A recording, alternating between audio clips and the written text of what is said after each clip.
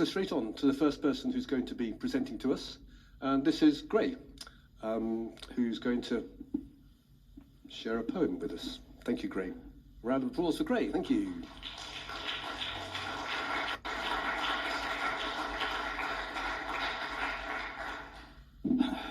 Morning, everybody. Right. This poem is called the C.P.R. Triptych. It's in 3 parts, hence the name. C.P.R, as most of you know, is Camborne, Poole and Redruth. And the first part is about the past, the second part is the present, and the third is the hopeful future. So I'll start with this familiar thing, you'll know this. Well, Cornish lads are fishermen, Cornish lads are miners too, but when the fish and tin are gone, what are Cornish boys to do? Which is graffiti written on after the closure of South Crofty. Right, C.P.R, Camborne, Poole and Redruth. C.P.R, Cornwall's poorest region. Speeding down the A30, St Ives set in your sat-nav. Ignore the heartlands, aim for the periphery, the effervescent white foam bordering the turquoise sea.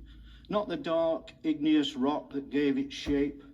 Ignore the huge memorial as you hurry on past, the gravestone on the hill, the burial mound of old money. Here lies old prosperity. A long barrow with an inert wheel marks the Cornwall left behind.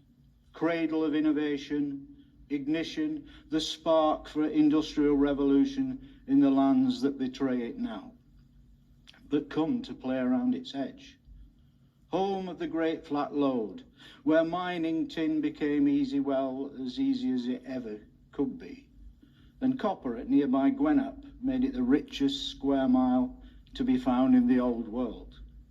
The money made in boardrooms would eventually trickle down, dripping, dripping, dripping down the shafts into the pockets of the miners who earned their tribute at the cost of their health and lives. 2. C.P.R, Camborne, Poole and Redruth. C.P.R, Cornwall portrayed realistically. Long gutted of its finest mines, its life force forced away, the wheels, now at a standstill, winding, geared, wound down. Observe the tired old buildings flickering between the ages. Once home to grand design, power-dressed granite in miniature, long discarded, non-conformist chapels, once removed but not too showy, a bit like footballers were in the 70s. Now home to discounted mattresses and cross trainers, not cross adherents. Glimmer towns, rusted, shuttered up, shorting out and desperate for money, the WD-40 that comes with investment. Window ledges dusty with inactivity, dingy nets and Sports Direct shrouds hide the squalor and abandoned pride. Where hope wears a grubby high-vis vest. What are Cornish boys and girls to do? What is left for their children and their children's children?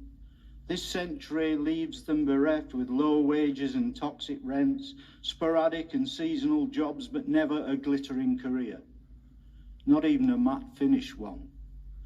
Jobs for life has a different meaning when it's just work that keeps you alive, where disability is seen as a career move, grafting hard for the orange bus pass. The only growth industry is the food bank, or go to Mackie D's in your tracky bees, eating food you don't have to cook because cooking requires fuel, and you can't have them both. Given insubstantial fly-by-night jobs filling gaps in the gig economy without pensions, sick pay or any hope of moving on or betterment. Just be grateful you have a job. Servitude, serving the ungrateful rich and being despised for being just who you are. You might not work the great flat load, but you'll make a great flat white. 3. C.P.R, Cornwall's potential regeneration.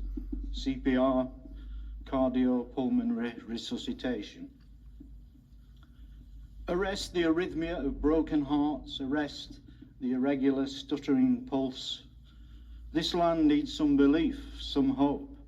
Significant investment in housing, homes for people already here who maybe would like a first home. Remember those built for returning heroes, the between the wars council houses, solid and well built, that kept the miners and agricultural labourers close to their work, but now no longer recognisable, bought up, their practical lines softened, camouflaged to mask a tainted origin. Vegetable gardens once replete with Cornish earlies, now turned over, lawned and titch-marshed up, with beds bursting with English roses. Civic pride, once so abundant, has given up, hamstrung by the need of greed. Today, affordable means build them cheap. Poor quality homes that rise too quickly for their own good and stand swaying in their unsteady industrial footings, branded with brown ale-stained birthmarks.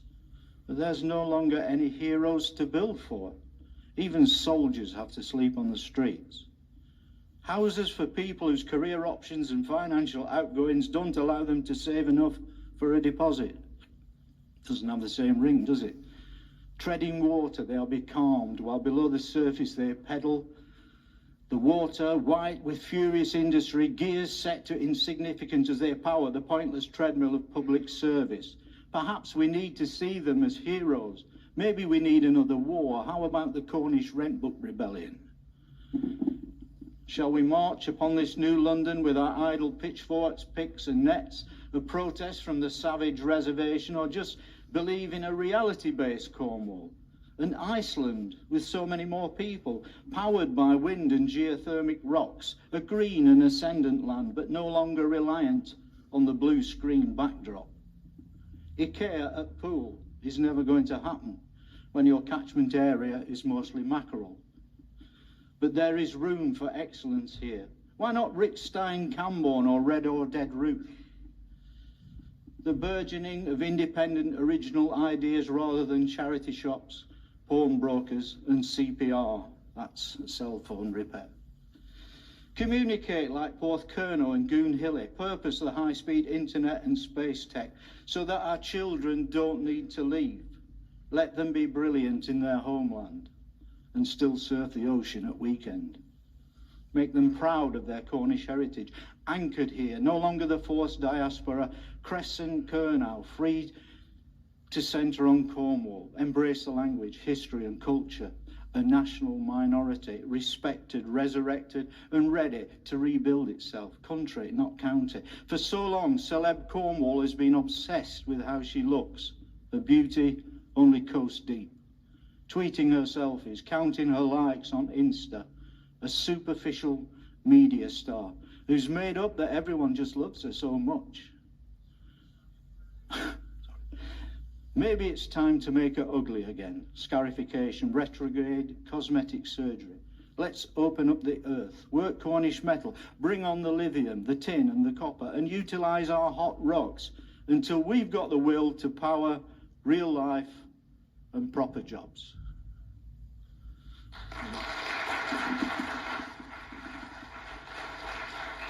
Thank you.